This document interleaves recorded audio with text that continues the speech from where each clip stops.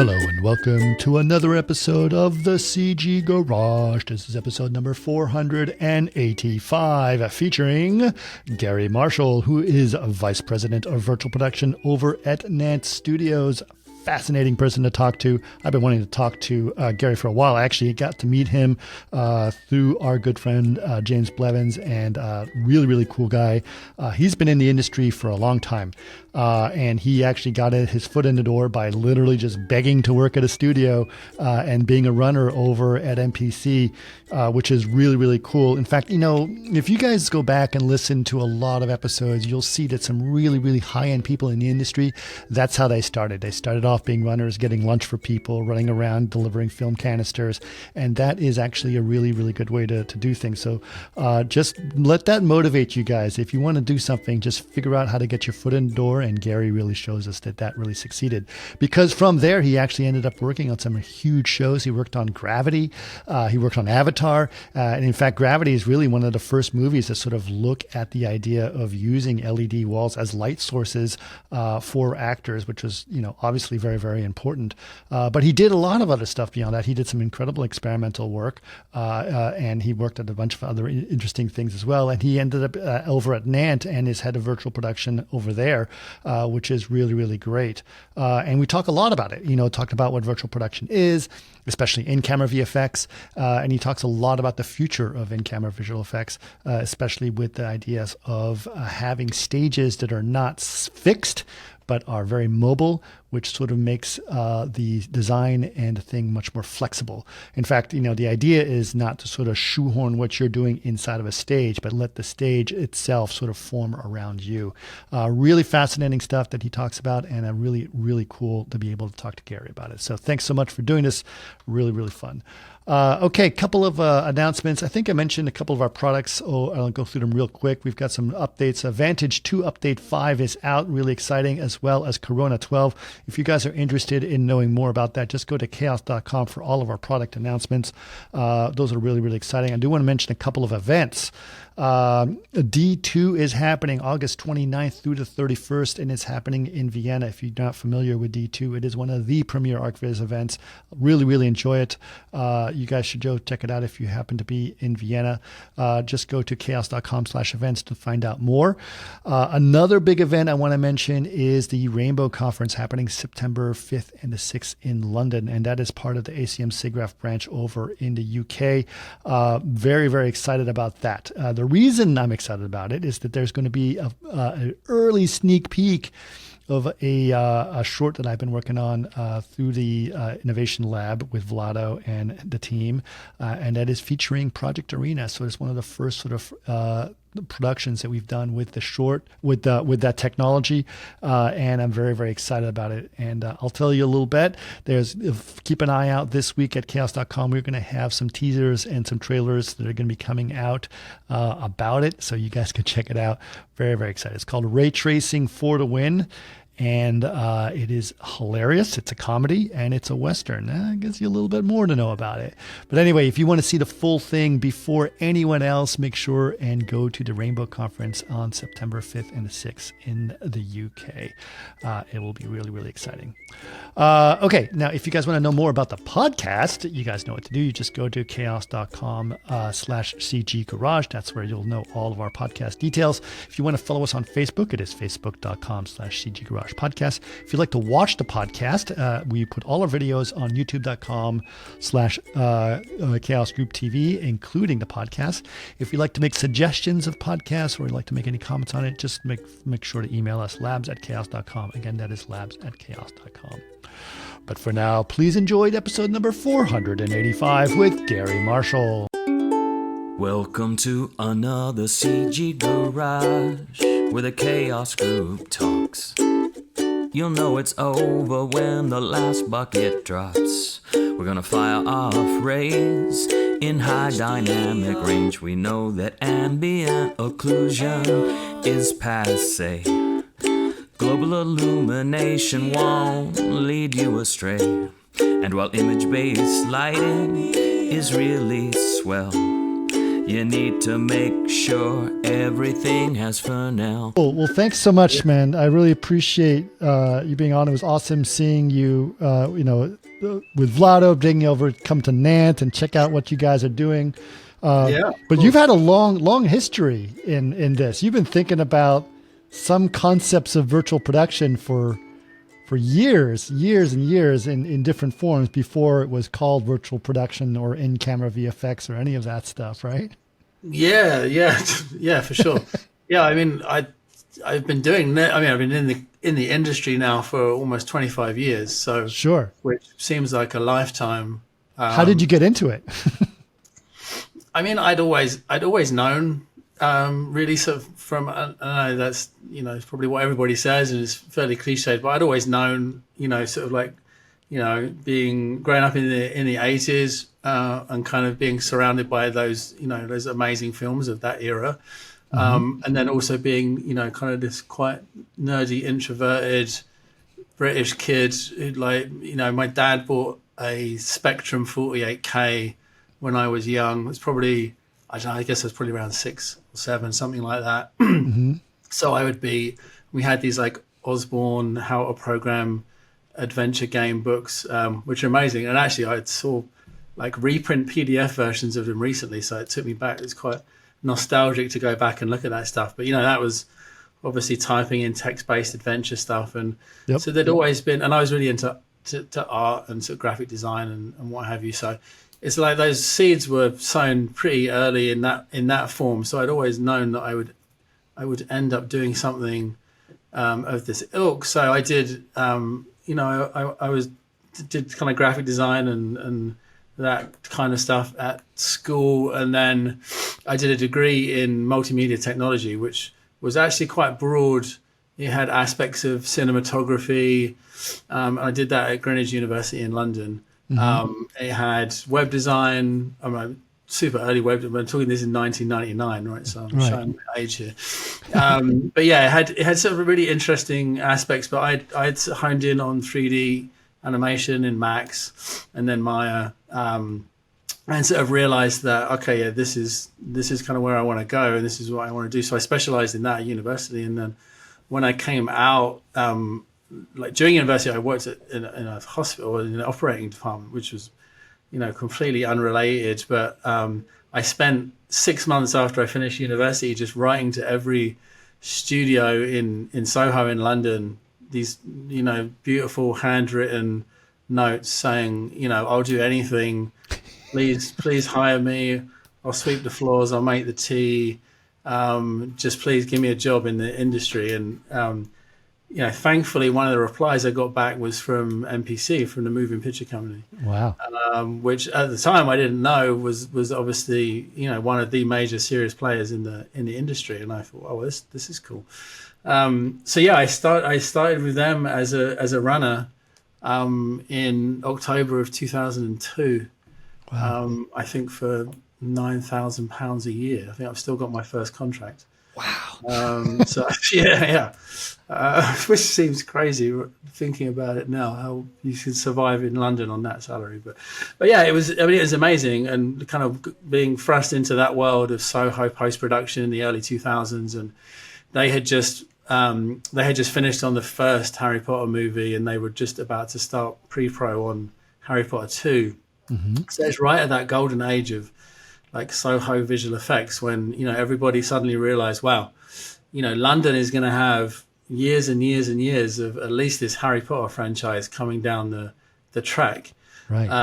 And yeah, I was, obviously exposed to all parts of that business. They had, the film feature division. They had, the commercial CG division and 2D and flame and editorial and color. And just being a runner at that time was fascinating, being exposed to kind of all of that stuff that was going on. And, it really, I think running is such a undervalued position because... Explain to people what a runner does. Like, what was your responsibility? It's basically whatever you're told to do, and it can be anything. And you've just got to say yes to anything. You could be, and back then it really was anything. Right. I mean, there's probably stuff you couldn't even get away with, I'm sure, in 2024. Yeah, I mean, there was a lot of obviously making the facility tidy and cleaning away and taking food orders and going out and, catering to clients and going out and getting lunches and, teas and coffees and all that kind of stuff. And, but the running aspect of it, and back in those days, obviously, they were still doing a lot of stuff on film. So you would be running film cans around Soho, right, for daily sessions. So you would be doing runs to Deluxe and to Soho Images, and you would be taking film cans and running around Soho with these things and picking them up. And so that was the run aspect of that. You would be going in and out of the facility. So. But yeah, I think it's a shame that maybe that position is kind of being eradicated in the industry. I mean, I know that it's certainly here, any of the junior folks that we've taken on, like no one's come in in that role, in that position. And maybe there's like on-set PAs and stuff for a production company, but no one in that role. So I got to see everything, and the best part about it was you could. After hours, after your shift would finish, it was normally a 10-hour shift, you could then go and you could sit with the operators and, you would get to be hands-on with, at this time, it was still Silicon Graphics workstations, these $100,000 workstations that, there was nowhere else in the world you were going to be able to land your hands on that kind of hardware. Right. And also then tap into the expertise of the people that were operating that hardware. And it was just an amazing sort of community feel. And, as long as it wasn't super crunch time and people were losing their hair, it was very, very much like the artists would really want to share, their knowledge and their techniques and their understanding with the people that were interested.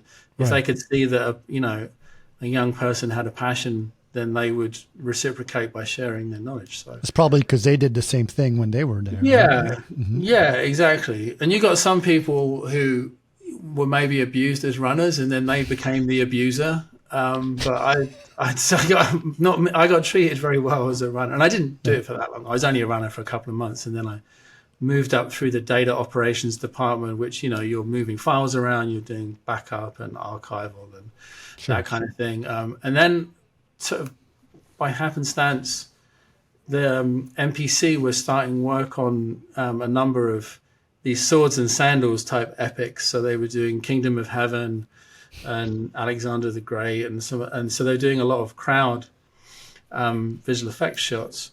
And they had decided to start their own motion capture department, and they sort of put an internal email out saying, "Is there anyone kind of down at the lower levels of the company who are interested in 3D and animation, who would like to volunteer to join this fledgling motion capture department?" And so I said, yes, that's me. That sounds like a great thing. So I jumped in like feet first into that. And I got wrapped up into this kind of very small department led by two French guys and who were great, amazing people. One of whom I still talk to this day is Zach Partouche. He was like my first supervisor. And yeah, I started learning all about motion capture. And really, to circle back to your initial question, I think even then, we were looking at a real-time preview of the motion being captured, and we were able to bring in very simple representation of what was going to be the final visual effects shot. And we were able to see it on a monitor. Of course, nothing like the virtual production we do now with LED walls and, all of the associated technology. But I think that was, my first exposure to, sort of grassroots virtual production was in that motion capture department. Yeah, it was interesting, right? It was like, I can start to see, when you start to have that real-time feedback, even if it's at a low quality, you start to see the better this gets, the better it's going to be as an experience, right? Yeah, exactly. And it's fascinating, like even like looking at the dots in a real-time preview, because some of the times we weren't even looking at solved skeletons. We were That's right. and you could tell which performer was which performer just by looking at the point cloud. Right. So that was quite fascinating for me. But I traversed through MPC, and I did various. When motion capture was quiet, I did match move and other sort of entry level 3D type positions. Mm-hmm. And then I did a brief stint at Animal Logic on the Happy Feet movie. Oh, nice. Which was that was great. I think that movie had got to a certain place in its production schedule where they needed to draw on every motion capture professional the industry could find. Sure. It was like an Avengers assemble for mocap people. So we all landed in Sydney at Fox Studios to try and get that movie out the door. Right. And again, that was sort of like an evolution. That was all giant motion capture systems, which was made famous by Avatar. Right. So I met a lot of great people on that, and I think the sort of recurring theme throughout my career has always been, jumping at every opportunity, even if it meant, leaving home, which obviously now here I'm sat here in Los Angeles. Obviously, you tell by my accent, I'm not a native of Los Angeles. I just kind of always just leapt at those kind of opportunities to go and try new things. And I was in games for a bit down in the south of England once I'd come back from Animal Logic. But the game development cycles were just a little. We were owned by Microsoft. It was Lionhead Games that I worked for. Peter Molyneux, who's a fascinating character, like amazing to kind of be in his sphere of influence for a while. Sure. But Microsoft, they would every 6 months they would stamp the IP that we were working, and they would crush it, and we'd have to start a whole new thing. And I just kind of I thought, oh, maybe game development is not really kind of for me. So that's when I went back to. Well, I didn't go back to, but I contacted the people I'd worked with at Animal, and they were all at Weta. They were all, they'd landed down in New Zealand for the first Avatar in 2008, right, 2009, and I said, hey, is there anything, any way I could plug into this movie, because I think I want to get back into films. Game development's not really for me. And they said, yeah, of course, jump on a plane, we'll get you down to New Zealand, and then that really is, for me, that was the big awakening of virtual production, kind of being on that set down there in New Zealand. Now you've got Simulcam, you've got Jim in VCam, Motion Builder, you've got the real-time performance capture.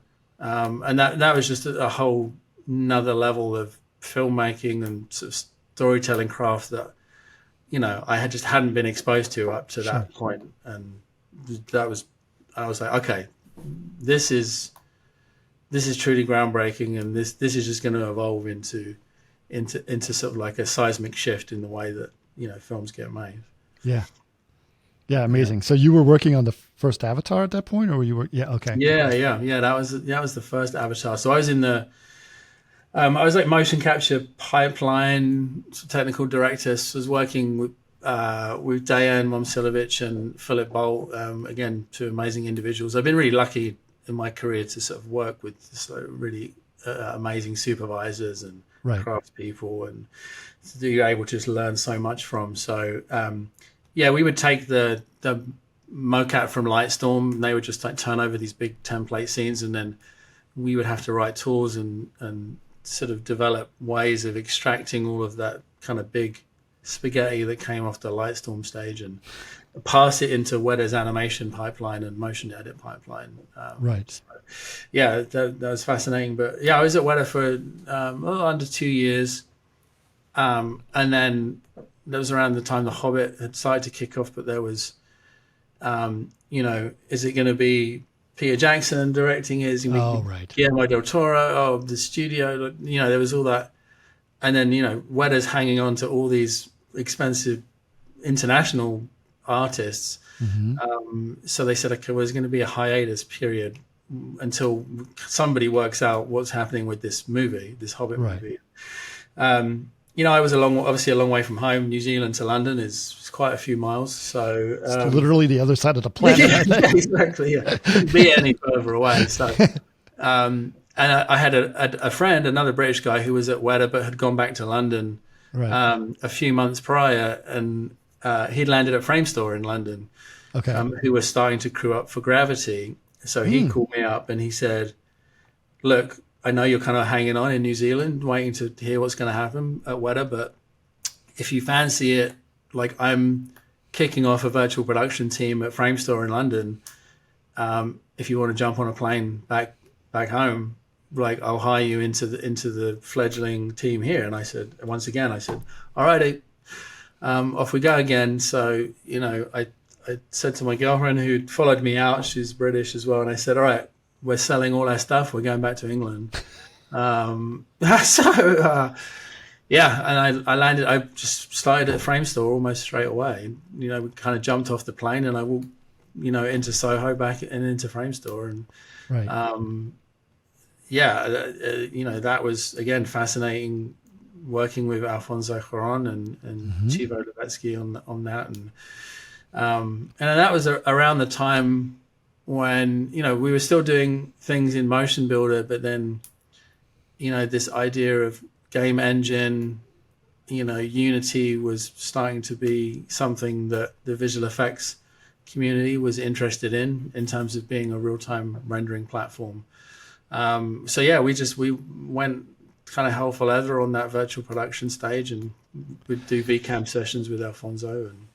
But that was the sort of the first, if you think about it, this Vlado loves to think about Gravity as like this important moment where the CG was lighting the subject, right? Because that was the one where you guys were creating these before LED volumes had the resolution that you could actually use them behind camera, but you were still lighting the subject with CG, right? And that was the first time that you had these big LED panels that were kind of lighting things, right?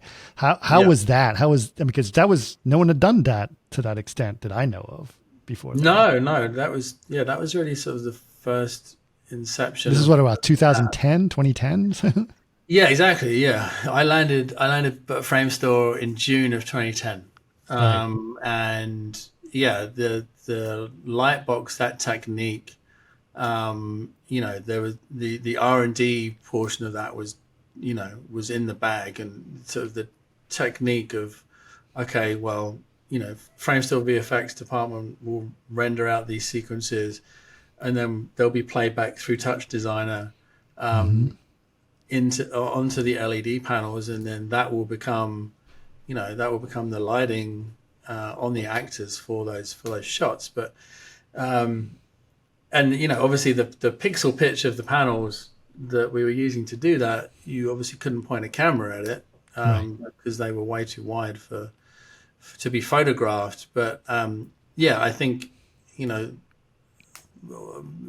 people in the know and who could kind of have the foresight to see where it was going, it was obvious that, okay, well, at some point we're actually going to be able to point a cine camera at these, and then that's going to become the in-camera visual effects gag. But yeah, it was fascinating, and I think it really helped that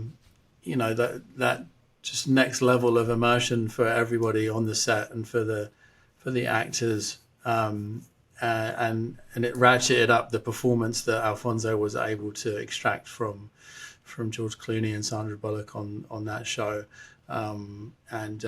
Again, it's just through kind of genius minds coming together and brainstorming a solution. And obviously, and we had cameras on Kukas as well for that show, so it was all programmed camera arms with the light box. So yeah, it was, in terms of being like a technological showcase and marvel, it really was on that show. Was it kind of terrifying to see all that stuff moving around?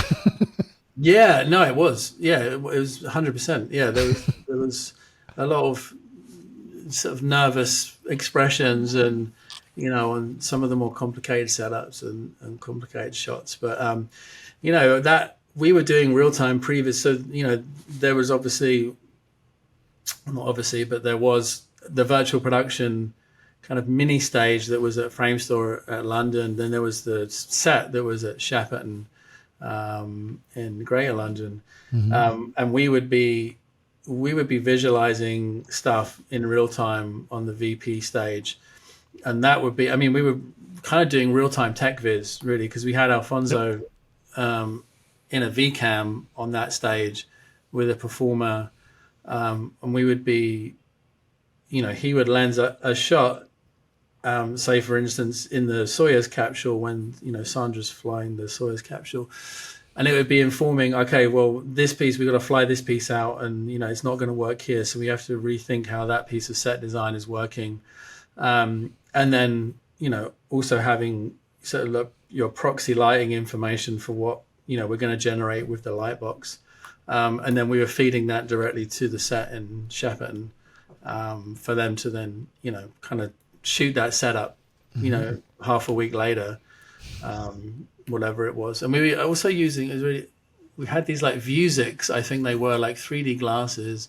So it wasn't VR because this was 2010. So I don't think the first Rift had even come out yet.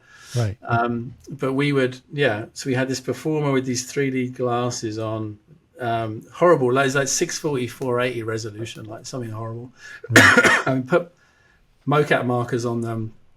And then, did that gag in motion builder. So, she could feel like she was there piloting the Soyuz capsule and whatnot. So, so sort of like pioneered a lot of interesting techniques on that show.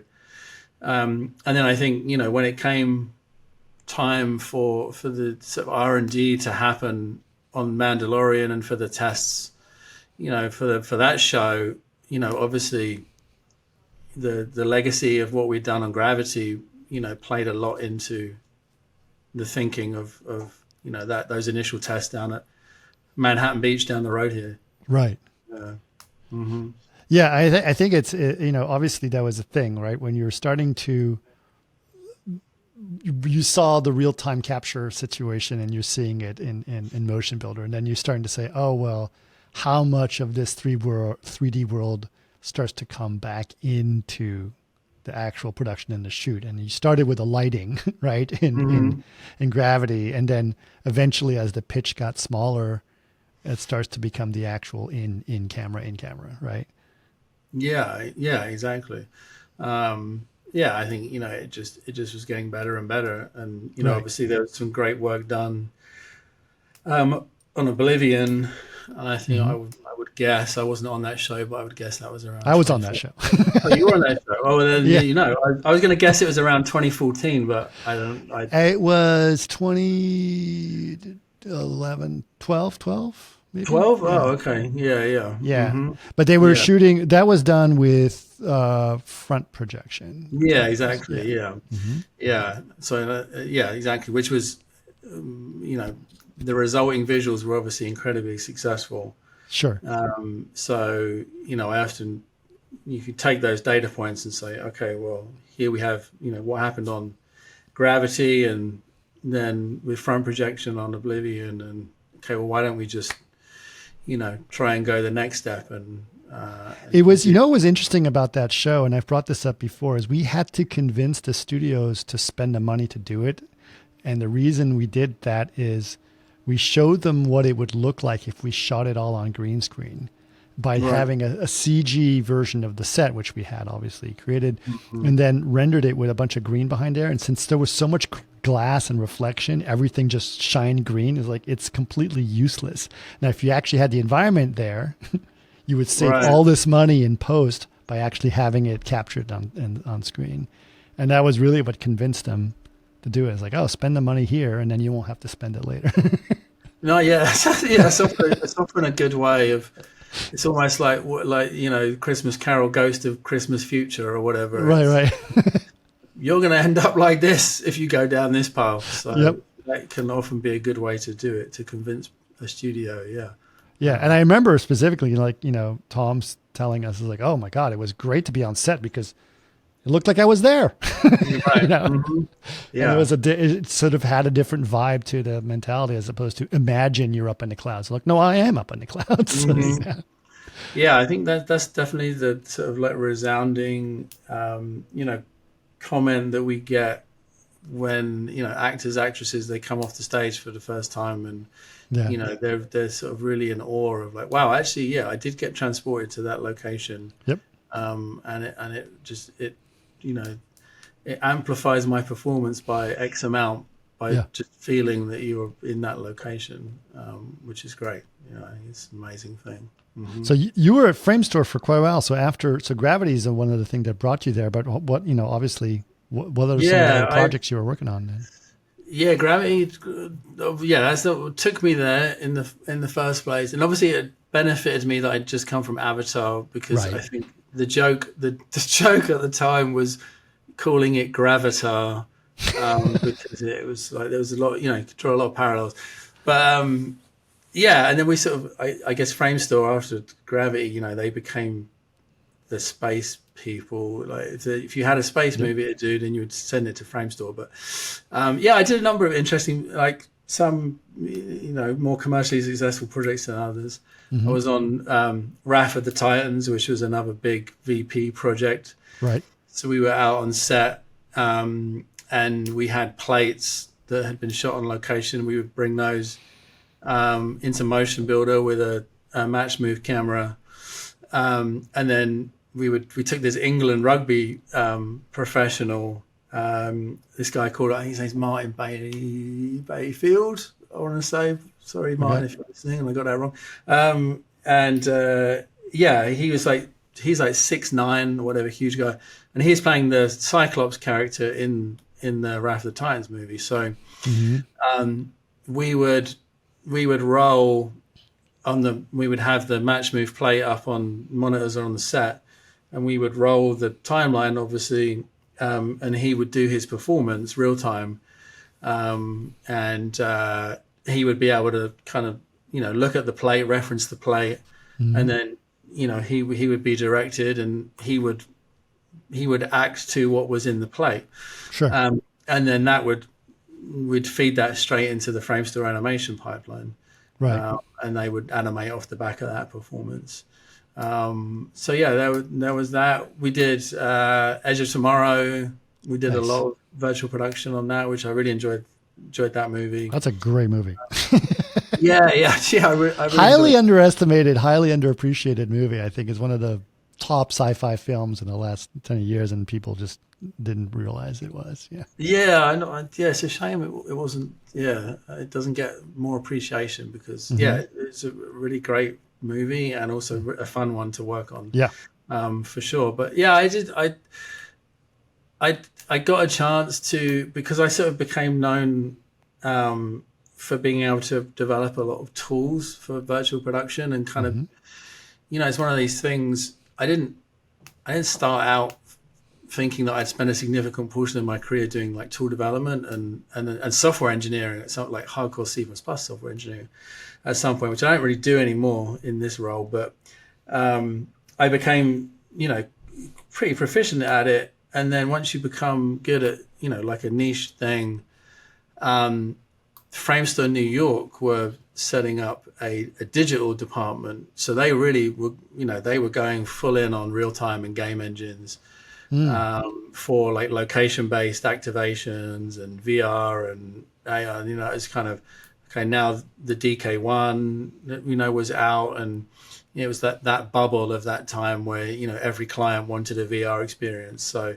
so Framestore New York set up this digital department, and they were doing an activation at Sundance I think it was, I want to say it was the start of 2015. Yeah. So in 2014, the end of 2014, I got hauled over to the New York office to write a plugin for Unreal to be able to stream OptiTrack motion capture data in, because there was no DK2.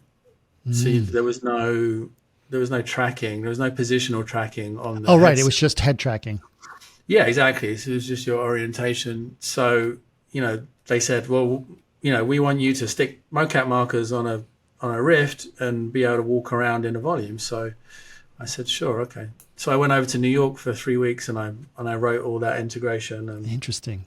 then I went back to London, and I got a call from the head of studio in New York saying, well, look, you did such a good job on that. We'd actually like you to move to New York and come and work for the digital department. And I said, oh, okay. Well, I hadn't really anticipated a move to the US, but, when I weighed it all up, once again, as I've mentioned a few times, it was really about, okay, well, this sounds like an amazing opportunity, to be at the cutting edge of this VR, AR kind of revolution. So I jumped over to New York and I started over there kind of mid 2015. We did the Merrill. So the activation we did was at Sundance. Mm-hmm. It was called Merrill Trailscape, and it was for Merrill shoes. And you could take this trek through the Dolomites, and then you'd get to the end of this track, and there was a rock slide, and so it had like acoustic stuff, and it had like a rumble pack in the floor, and all the good stuff. And there was a funny story from that, because obviously all of the lab testing that we'd done at Framestore New York was perfect, and everything worked. And we get to Park City in Utah, and we're setting up, and we start walking. It was like a rope bridge, right? So they'd made a piece of set deck that was like planks on a floor with some uprights and some rope between them, as if you're on this kind of creaky rope bridge in the middle of the mountains. And myself and the other engineer, Michael Cable, who's an amazing guy, and it was like midnight on the sort of 2 nights before the launch day, and the thing just wouldn't track. You'd step onto the bridge and the head tracking would be all over the place, and the digital set and the physical set would not align, and we could not figure out sort of why the hell this was happening. We went through all of the code, we went through all of the level setup in Unreal, sort of banging our heads. It was like 4 or 5 in the morning. Next morning we came back and we were in, like real dire straits. We were like, well, what the hell are we going to do? And then I think Michael, being the bright sparkler he pulled out his iPhone, downloaded this magnetometer app. Let me guess, it was infrared light. No, it was the uprights that the set designers had used to attach the ropes to were acting like these huge magnets. So it was throwing off the head tracking in the Rift. And it was, we were like, what the? So called the set people and were like, rip out these things. You got to replace them with like plastic poles or something. Right. But yeah, that was a great project to be on. And, their previous activation was the Game of Thrones Ascend the Wall thing at South by Southwest, which got a lot of traction. So awesome. We did some super fun projects. The field trip to Mars was my most sort of proud achievement when I was at Framestore, New York, and we took this school bus and replaced the windows with LED screens, and we were tracking the bus through DC. Oh wow! We were replacing. The idea was that these kids would get on this bus and they'd think it was just a normal school bus, and then it would start moving, and then the windows would go from transparent to opaque, and then suddenly out the window is Mars. It's like it's a Mars rover. Oh wow! And we had 3 months to put that together, and that was that was 2016. I think I've probably just about recovered, maybe last year, from that project. Wow. That was an intense one, but wow. But yeah, it's like it's interesting because all of these technologies that I've been exposed to, just by luck really, and by taking these different opportunities and just diving in, they've now all coalesced in this kind of ICVFX virtual production thing that which is kind of my role here at Nant. As the VP of virtual production, there's obviously a huge motion capture and tracking component. There's a real-time rendering component. There's all the broadcast video and kind of live event type stuff that is similar to what we're doing at location-based type deals. So I'm really fortunate that now this is an actual vertical within visual effects that take all of these disparate technologies that I just happen to be exposed to and kind of wrap them up in a neat bow. Well, let's talk a little bit about that. Like, first of all, how did you end up at Nant, and then also like give a little specifics about Nant, and like tell us a little bit about the company and and how they do and what they operate. Yeah, sure. Well, I was merrily just kind of whiling away at the third floor in Los Angeles, and Okay. after I left Framestore, New York, which I'd intended to be there longer, but I only ended up actually being there for a year because I got a call from Disney Imagineering. And you don't really say no to Disney Imagineering, Right. But growing up in England, I wasn't maybe super aware and didn't have quite a reverence for Imagineering that maybe I should have done growing up, in on the west coast of the States. Right. But they'd sort of seen the work that we'd done for this field trip to Mars, and being the operator of sort of like the largest kind of private bus fleet with the shuttles that they run from the hotels to the parks, and they were like, wow, we could take this tech that these guys had developed for this project, the field trip to Mars, and we could use it in the park. So they spoke to me, and my wife at the time, she was from the West Coast, and there we were living in New York, which was neither of our homes. Right. And so this opportunity presented itself to come to Los Angeles, and again, it was Imagineering, and I just felt, okay, well, this is probably, I don't say no to this one. So, with some sadness, I'd quit Framestore New York, and we moved across to the West Coast, and I was at Imagineering for a year, did some cool projects, and then a friend of mine I'd worked with in London, he was at Third Floor London on Gravity because Third Floor previous company had opened a London office specifically for Gravity. So Framestore London Visual Effects and Third Floor London worked very closely together on Gravity. And he was an LA native. He was back out here, and he said to me, "Look, I'm starting a new initiative at Third Floor. I'd love to get you on board." And I was a little kind of burnt out on Disney politics. It was an amazing experience, amazing company. Imagineering was great to work for, but it's a machine in there. It's a for big sure. machine. Yeah. Yeah. And sometimes I would sometimes get frustrated that battles with Disney legal, over this, that, and the other, and like I say, well, look, we're doing this R&D, and I was in the R&D, I was in the advanced development group, so arguably you'd think they would have the most freedom to kind of go a bit, off the piece.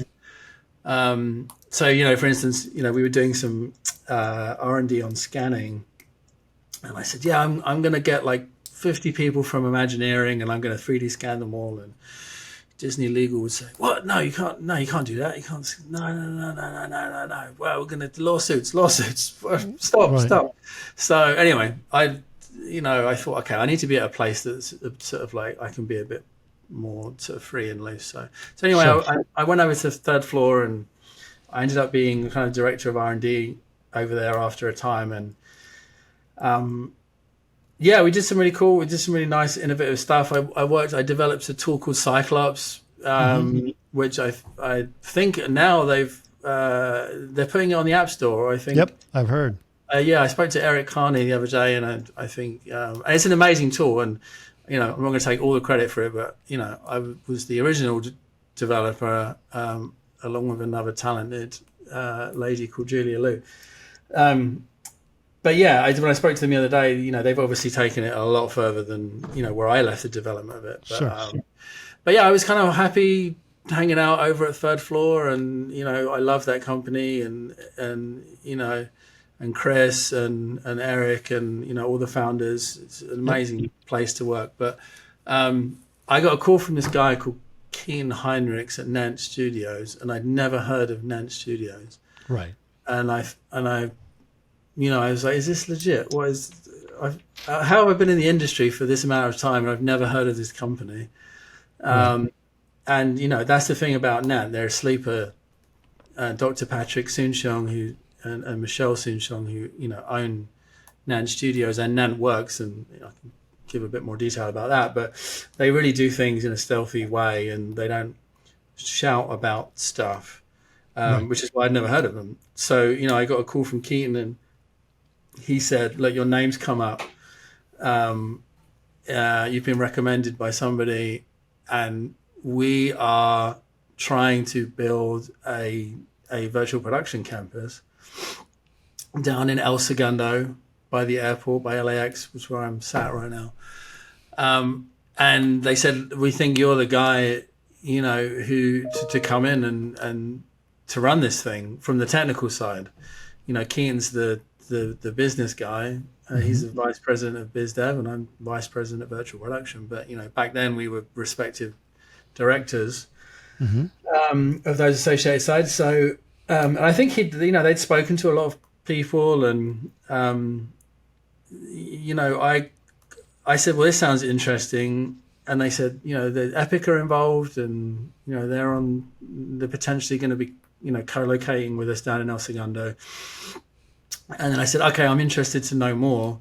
Sure. And then a couple of days later, I got on a Zoom with Dr. Patrick Soon-Shiong and his wife, Michelle. And, I was blown away by their vision and just hearing them talk about, how it was really their mission to bring production and film production back to Los Angeles, and that their kind of whole ethos for how they run companies is sort of technology versus industry and innovation. And, having done some prior research about Patrick's innovations on the medical side, and then he started whiteboarding. He started doing this crazy whiteboarding during my interview on Zoom.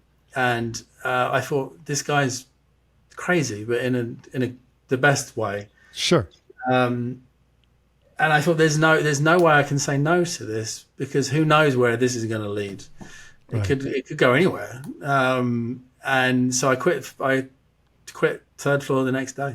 I handed my notice in, and I said, yeah, I'm in. Count me in. And I came on board, and it was chaos. We were in the middle of construction. I joined in October of 2020, so knee deep in COVID. Right. The campus is still under construction. The supply chain is all up the wazoo. There's, Epic are trying furiously to get, the first real viable virtual production build of the engine out. Right. We'd already committed to shooting this small production with Epic to showcase the new engine version, which was Marmot. Right. So, there was a production concern, there was a software development concern, there was a construction concern, and I was like thrown into the middle of all this with like, well, you figure it out.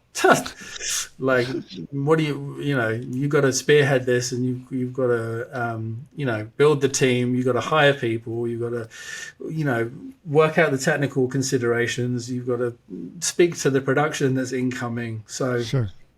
Yeah, my life got crazy, and I think for the first, I don't know, I want to say like for the first 6-7 months of Nant, I'd probably leave the studio at like 2-3 a.m. most nights.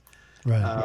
And it was insane. But, we'd stood up this first LED volume at the start of, it's like February 21, I think we were online for the most part.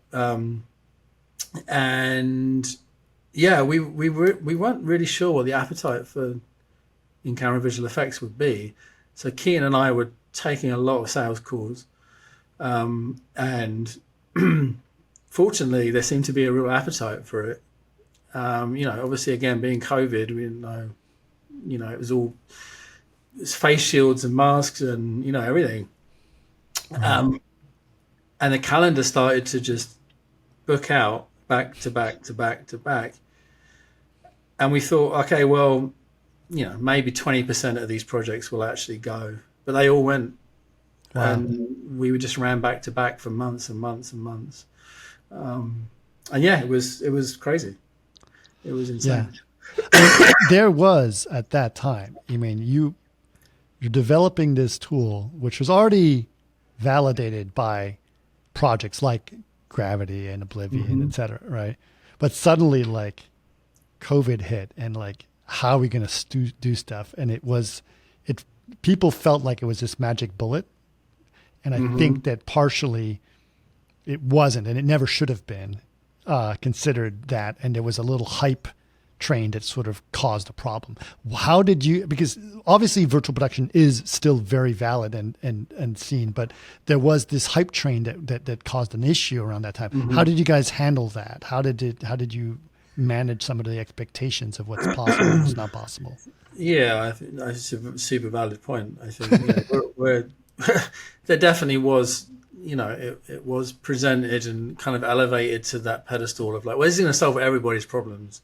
Right. And, people you would say, can't you just Mandalorian this movie? And it was. Yeah. Yeah, exactly. Yeah. We're like, well, look, we don't need to fly here and fly there anymore. And, right. We don't need to do all this quarantine. We're just going to do this VP thing. Right. So, yeah, I think we took the care to, get in with projects as early as possible and to do the education piece. And maybe that sounds trite, but it's like, we could have easily just said, oh yeah, it's going to solve all your problems. Don't worry about it. And come one, come all, you will all be healed by virtual production. But yeah, we sort of really took the time to go through that preliminary step with each production and say, look, you might be, looking for a solution, and your expectation might be something that, actually this is not this.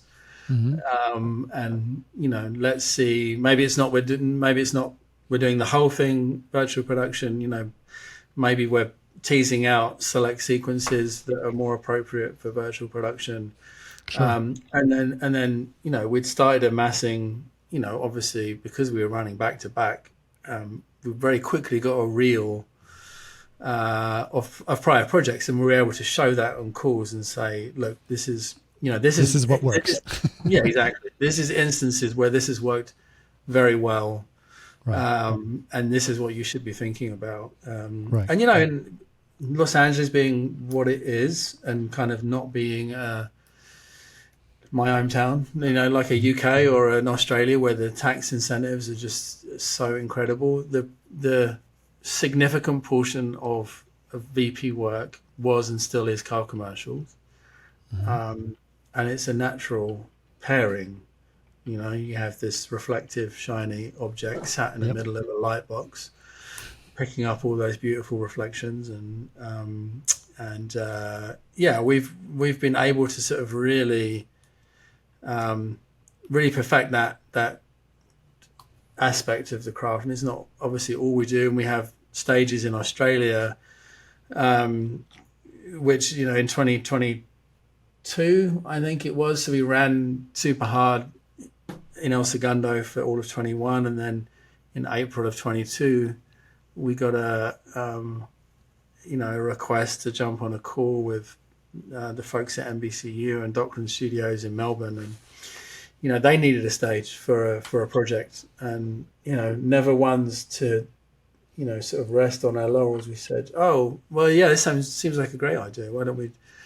And that was bigger and more and larger, and it was all of the X factor of, okay, now it's not one stage, it's two stages, and one of those stages is the biggest stage, and I think it still is the biggest stage in the world. And I know that there are some detractors from that aspect of it and say, well, it's not necessarily bigger doesn't equate to better sometimes. But yeah, I think, Australia, there was a project that was slated to go in, and unfortunately because of the strikes, that project died a death, and we didn't end up shooting that on the Melbourne stage. But subsequently, they had an amazing slate of projects go in, features and TV shows and live broadcast, and so they're a fully self-sufficient studio. There's great global cooperation between the two sites. But what's interesting about Nant is that, and Nant Works is the significant portion of the business is medical and healthcare and pharmaceutical. Like we're not a media and entertainment business at its core. Right. But the interesting thing about that is that we can leverage technologies and patents and human resource from within those folds of the other outlier businesses and kind of wrap them into virtual production. So if there's a tool, or if there's a complex problem that we're trying to solve, often we'll consult with engineers and computer vision scientists and ML scientists on the healthcare side and say, well, look, if you reframe this in the context of what you guys do and drill down to the grassroots of it, you'll see that the problem domain is probably pretty similar. It's like, okay, in your work, you're looking at cancer cells or whatever it is. You're trying to spot tumorous cells in an image of otherwise normal cells. But okay, we're trying to look at features on an LED wall for markerless tracking or whatever it is. And so with just a small flip of the thinking, we can often get great results. And some of the tools and plugins that went into our Australian stage were a result of those cross collaborations between different sides of the business. So it's been very interesting. Well, like you said, it's only been 4 years, right? And so you were still at the early stages of the in-camera VFX boom that was happening and sort of thinking about that. But in those 4 years, there's been huge amounts of change and huge amounts of technology development and things have changed. What are some of the biggest ones that you noticed that have really sort of pushed it further or made it better? What is the most important thing that's happened, do you think?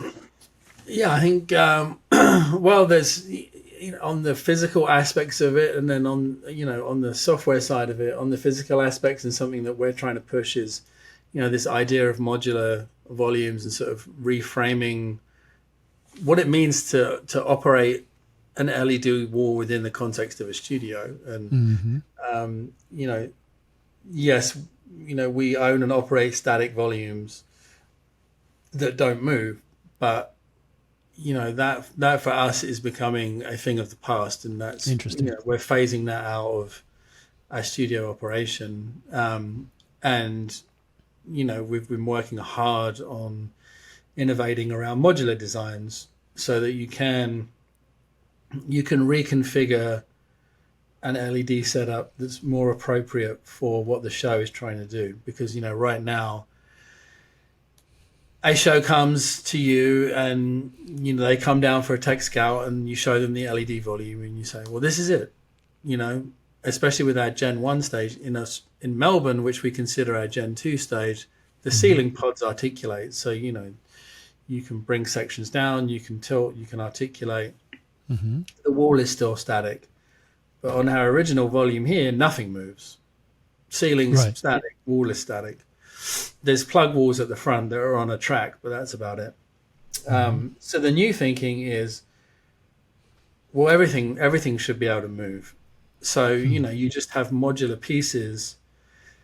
Some are, 12 tiles wide on a certain degree curve. Some are 18 tiles wide on another degree curve. And during the tech viz stage of planning for a show, you are crafting the LED wall around the creative of that show rather than the inverse paradigm. You're not asking the show to shoehorn into your static LED volume. Right. And that's, I'm not talking about something that's conceptual here. I mean, this is 5 walls away down over there on our stage 2. We actually have these things and they're moving around on these movable chassis. That are kind of joystick controlled, and so that's really on that side of things. That for me is a huge innovation and a huge leap. And then obviously on the software side, the rendering advancements that are happening, and initiatives, such as the one we've been discussing recently, and techniques to be able to just bring more to the screen, Right. and you're doing more with less. Really is, always Sure.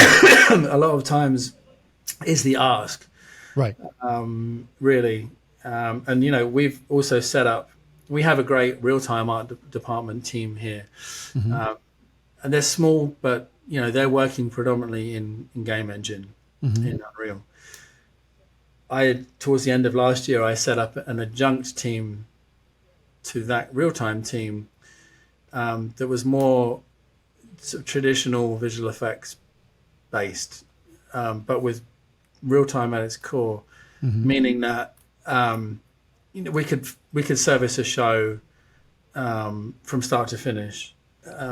Right. Because traditionally, if a show came in and they said, "Okay, well, we can do the virtual production piece with you, but okay, where do we go if we need to do post on some of those shots, or where do we go if we want to?" So I recognize that need to sort of fill that hole. So I'd set up that team in a silo towards the back of the studio. But it was done in such a way, we were very careful and deliberate about the tools and the technologies that team was being built around, so that it could interface seamlessly with the real-time team. And I think these advancements in some of the standardization and some of the things like Material X and USD, which I know we often talk a lot about, and the adoption of those has been maybe slower than people in the industry thought. But yeah, we want to kind of build that out and continue to sort of leverage all of the techniques that are coming down the pipe. And obviously, the sort of contentious and polarizing subject that is, machine learning and AI, and kind of how that fits within the work that we do. And I think, the feeling that we have is probably a similar one, that, okay, it's a great rapid iteration and a conversation starter tool, but, never should an AI pixel be in a final image, or whatever the mantra is. So yeah, I think there's a lot of things to be excited about that are coming down the pipeline. We're also working on, we have a subsidiary of Nant Studios called General Lift, an amazing guy called Joe Lewis. We acquired his company about 2 years ago, and he's been in the motion control space for about 40 years and is a luminary of the industry. And we're developing a vehicle platform with him. Oh wow! So that we can do kind of some really cool stuff with the game engine, with motion bases on the LED wall, and sort of other technologies coming out of his team. More stuff in the scanning space, digital humans, and yeah, there's a lot to be excited about. That's awesome. Yeah, and that's the great thing about Nant is, we're always thinking about what the next evolution is and what the next step is, and so yeah, and long may it continue. Yeah, it's fascinating. I mean, obviously, this is something that I've, not as part of the Chaos Innovation Lab, I'm highly focused on where this is all going, and so I think that there's a lot of potential to what virtual production has to offer. I think that there's going to be continuing evolutions and revolutions in this space. You talked about movable walls. That totally makes sense. Set building makes it much simpler. If you don't, like you said, you don't have to shoehorn something into a space. If you can just basically build what you want and then have the wall move where it needs to be. Yeah, exactly. Yeah. And there's an economic, obviously, advantage to that as well, right? There's obviously the creative advantage, but the economic advantage is that, okay, if I only need this piece of wall, that's all I need to pay for. Right. Yeah. I don't need to pay for the rest of the wall that I'm not using. Right.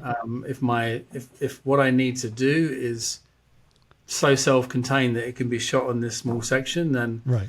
You're going to be able to do that at a really reduced cost. And I think people would be surprised about how efficient it can be. to shoot Sure. virtual production. It's something we often get asked on calls is to be able to present case studies and present examples of where are the cost savings in virtual production, and Right. they exist. I mean, we've done projects where producers have come back at the end of it and said, okay, I can show you that I saved like $90,000 on this shoot by doing it with you guys and doing it in VP. So Right. it has creative and economic advantages for sure. Awesome. Yeah. Well, listen, I'm sure there's going to be, obviously, we've been working hard on Project Arena. People are aware of what that is, and sort of we're working on a lot of that. So there's going to be a lot of interest in what you guys are doing. Like I said, you guys were one of the OGs of this stuff, and so it's really cool to sort of see what you're up to, and we'll continue to follow that stuff over at Nant. But thanks so much, Gary, to be on, and I appreciate it. I'm sure we'll be talking more in the future. Oh yeah, no, of course, no, pleasure to chat. And Project Arena is obviously a fascinating development that we're all excited about. We'd love to obviously dive into that when ready. Yeah, thanks, man. Cool. Alrighty.